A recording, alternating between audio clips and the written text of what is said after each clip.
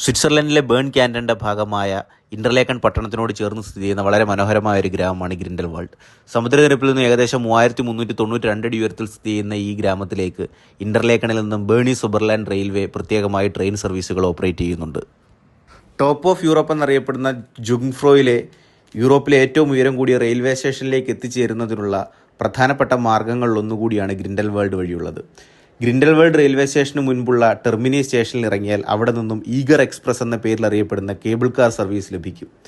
ഇതുവഴി eager glacier സ്റ്റേഷനിൽ ഇറങ്ങിയാൽ അവിടെ നിന്നും ജുങ്ഫ്രോയിലേക്കുള്ള ട്രെയിൻ സർവീസ് ലഭ്യമാണ്. ഈ യാത്രയ്ക്ക് ഏകദേശം 50 മിനിറ്റാണ് എടുക്കുക.